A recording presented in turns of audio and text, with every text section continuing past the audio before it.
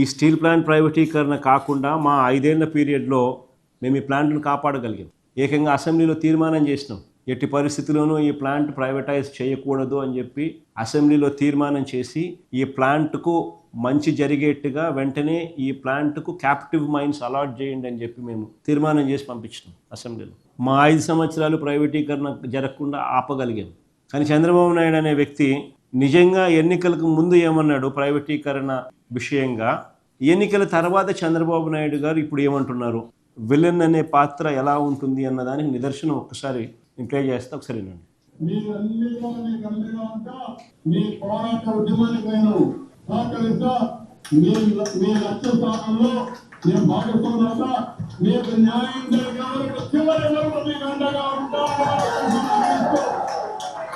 నేను అడుగుతున్నా, విశాఖపట్నం ఆత్మ నమ్మితే మీరు ఉపేక్షిస్తారా తమ్ముళ్ళు అని అడుగుతున్నా.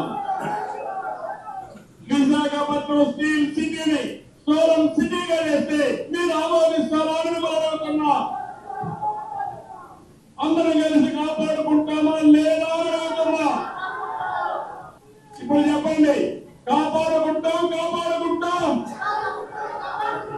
కలిసి పోరాడతాం అందరం ఉంటాం, సంఘం శక్తిగా తయారవుతాం.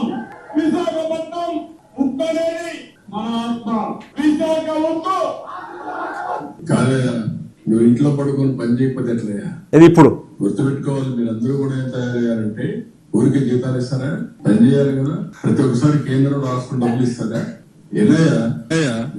మీరు అందుకే చెప్పాలి, ఇవన్నీ కూడా గుర్తుపెట్టుకోవాలి. మీరు ఇప్పుడు ఇంకొక ఫ్యాక్టరీ వస్తా ఉంది, ప్రైవేట్ వాళ్ళు పెడుతున్నారు. వాళ్ళు రేపు రాబోయే ప్రాఫిట్ లో ఉంటుంది. అంటే పబ్లిక్ సెక్టర్ లో ఉందని బెదిరిస్తా కూర్చుంటే ఎంచో పైన ప్రతి ఒక్కరు ఇదే మరి మీరు క్వశ్చన్స్ అడుగుతా ఉంటే అన్ని ఎందుకు లాభాలు ఉన్నాయి, ఇక్కడ నష్టం ఎందుకు వస్తా ఉంది? తమాషాగా ఉంది. మీకు నేను కూడా చూస్తున్నాను, కొంతమందిని కావాలని ఏదో కలబెడతానే ఉండాలని కలబెడతా ఉంటారు. వాళ్ళకి ఏం పని లేదు. మొన్న ఇదే మరి నాకు అక్కడ ఒకటి జరిగింది. ఏ ఇండస్ట్రీ రానివ్వకుండా చేస్తే కెమికల్ ఫ్యాక్టరీలో పీడీ కింద పెట్టినాక అన్ని సెట్ అయిపోయినాయి.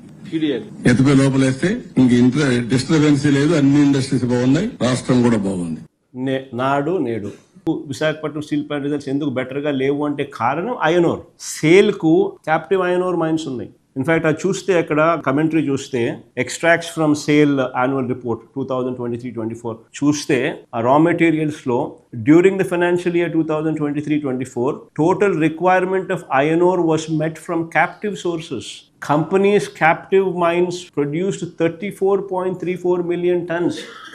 అదొకటే కాదు, ఇన్ఫ్యాక్ట్ వీళ్ళు 1.16 million tons ఓపెన్ మార్కెట్లో వాళ్ళ క్యాప్టివ్ మైన్ నుంచి ఉన్న మైన్ అమ్మినారు, ఐరన్ ఓర్ను కూడా అమ్ముకున్నారు. సేల్లో iron ore cost as a percentage of total revenues only 9.8%. అంటే స్ట్రెయిట్గా మీకు 10% తేడా ఉంది on account of captive iron ore mines Visakhapatnam steel ప్లాంట్కి లేకపోవడం వల్ల.